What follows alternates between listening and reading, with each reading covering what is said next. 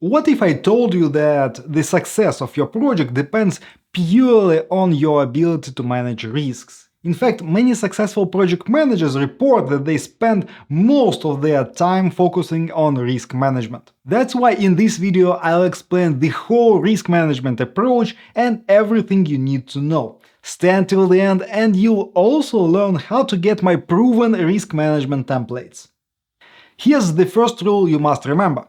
You apply this risk management approach throughout the whole lifetime of your project. Your risk management efforts will have ebbs and flows, but you always do them. Now, the first step is to develop a risk management strategy. Many project managers fail to do this, and as a result, they try to address the wrong risks with the wrong approaches. It's crucial to communicate openly and frequently with project owners and stakeholders. This will help you understand their tolerance and thresholds for different risks and ensure that everyone is on the same page regarding how we will manage those risks. For example, your project owners may have an important deadline, so they will not tolerate any risks in the schedule. But they have a big budget to address possible delays or additional work. Such information will help you focus on the most critical risks, and in this case, anything that will prevent us from finishing the project on time. And you will address them efficiently by using the extra budget. Another critical aspect of your strategy is the amount of effort and resources you plan to spend on risk management. Keep in mind that you don't perform risk management on your own. Instead, you take the time your team and stakeholders could have spent working on the actual tasks. There are many considerations here, and I explain them in my certification course, but for now, remember that you need to discuss these aspects of your risk management with the project owners. Next, you need to identify project risks. Who do you involve in risk identification? Their answer is everyone.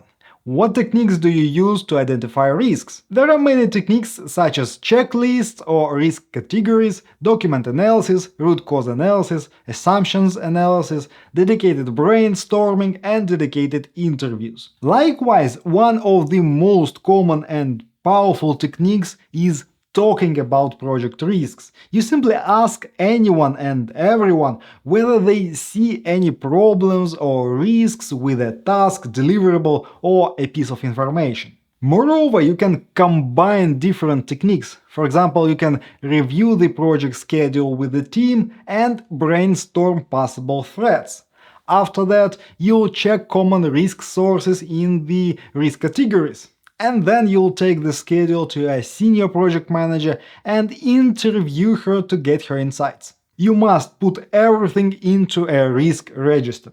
All risks should be logged and analyzed.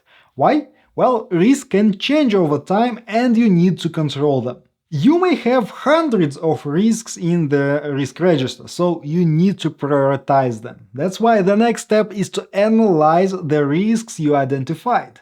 And there is one big mistake most project managers make, and it comes from advice that almost all resources on the internet repeat the same way, and it sounds like this. Assess the impact and probability of each risk, rate it as low, medium or high, or rate it from 1 to 10.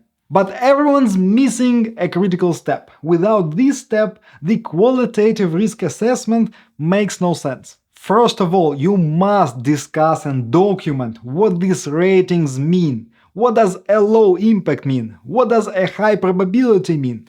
Moreover, you need to tie it to the risk management strategy you developed in the first step. For example, a software development project that uses the Scrum framework doesn't operate with budget directly and usually doesn't use schedules much. So it only makes sense to tie the impact of a risk to story points or fractions of a sprint duration. As a result, the high impact may mean half a sprint for the whole team, while the low impact is 2 days for the whole team. But again, it must be connected to the risk management strategy, thresholds, and tolerance for risks in specific aspects of the project. All key stakeholders must be on the same page about these ratings.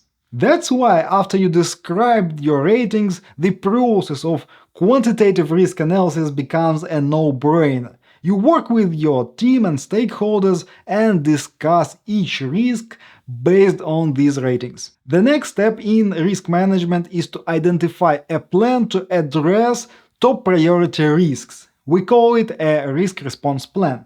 In essence, you need to do something to reduce the risk's impact or probability. And here's another critical moment that many project managers get wrong. Risk response plans are a part of your project.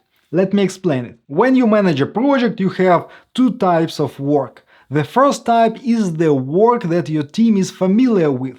They know how to do it and they have some experience. For this type of work, you simply need to allocate adequate amount of time for the team to break it down into tasks and estimate them. After that, the team will be happy to finish those tasks as quickly as possible. By the way, I don't say that it's easy. It takes a lot of effort to get the team to produce good estimates. Okay, anyways, the second type is work with uncertainty.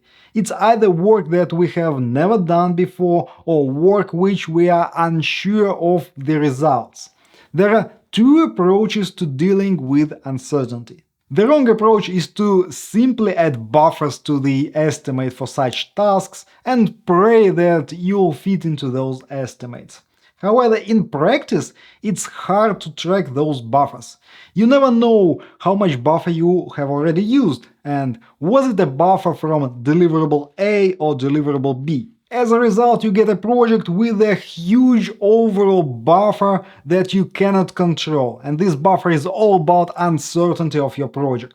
The correct approach is to divide the work with uncertainty again into two parts: the work you know how to do and the work with uncertainty. Again, let me explain. For example, you need to use a ready-made solution in your product, but there is a risk that not everything will work out of the box as expected.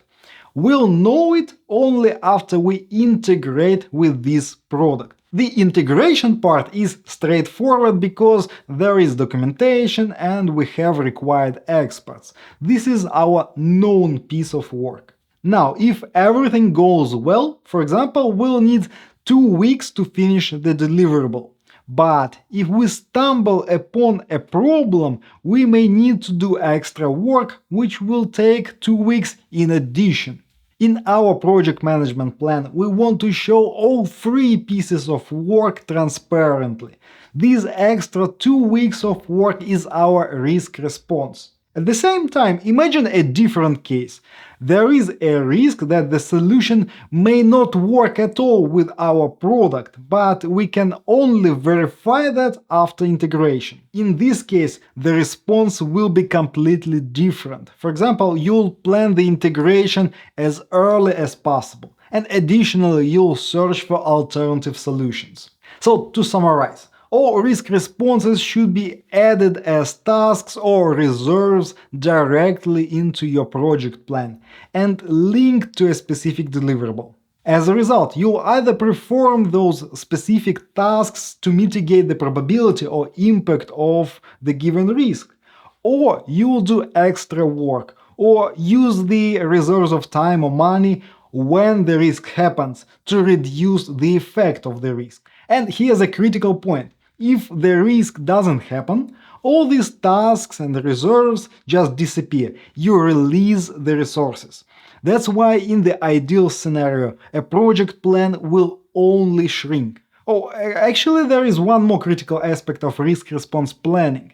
You must assign a risk owner. This person will monitor the risk, and if it occurs, they are responsible for implementing the response plan and keep everyone informed. And as I promised, below this video I'll leave you a link to my risk management plan template. The risk register and my risk categories are also there. You can use them for your projects or education. And in return, I just ask you to hit the like button. Thank you in advance.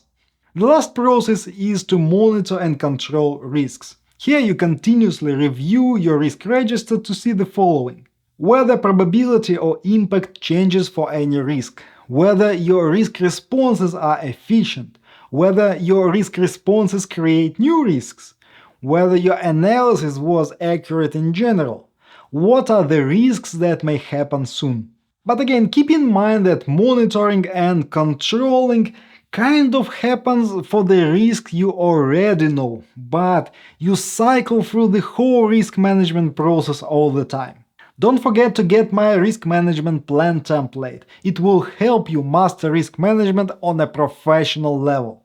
And if you want to see how it all works in the real world, click this video, I'll give you an example.